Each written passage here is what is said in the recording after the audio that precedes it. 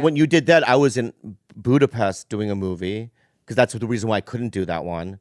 And What's the name of that movie? it's called Borderlands. It's not out yet. Borderline. Yeah, Borderlands. Borderland. It's based on a video game. It's big, yeah.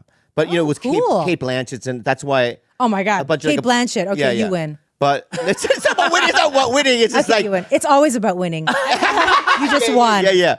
Well, it was like a hard decision because it was like, because Joe, you know, I knew him when he was a kid.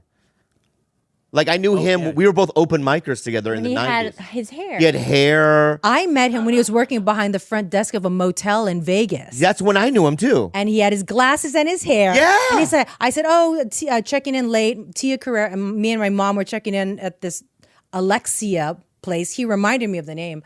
And he said, oh, you're Tia Carrere. I know you. You're a Filipina actress. I want to be a comic, but my mom wants me to be a nurse. Yeah. So it's like, Yeah, it's true. You know, all the stories. You remember that?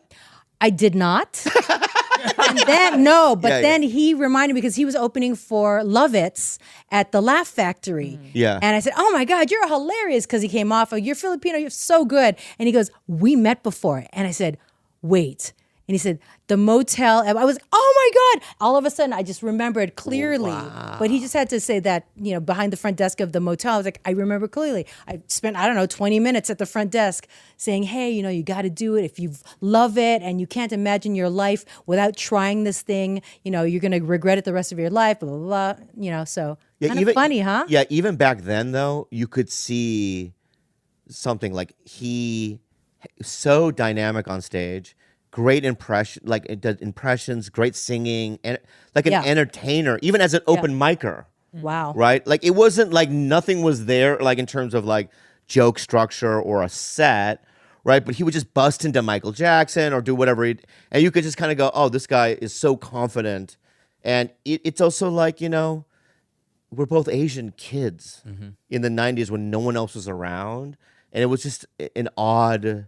Not odd, but it was like, I honestly think that, I kind of believe in God, but I believe that destiny kind of made us meet, you know what I mean, in La Jolla that one night where we could become friends, you know what I mean? Because without him doing it, I don't know what my motivation, because it was such a white and black dominated thing. It's like it confirmed what you felt in yourself, that you could do it, and here's somebody else doing it. So let's be brothers in arms. It was really kind of, and you know, thank God for the Mexicans too, because back then, Yeah. well, the Mexicans too. I mean, They really rallied behind And you. both. yeah, the Mexicans rallied behind me. You know what I mean? But without the Mexicans and guys like Joe Coy, I don't know if I'd still be doing it. You know what I mean? Because it was just like I needed a clan. You need a tribe, right?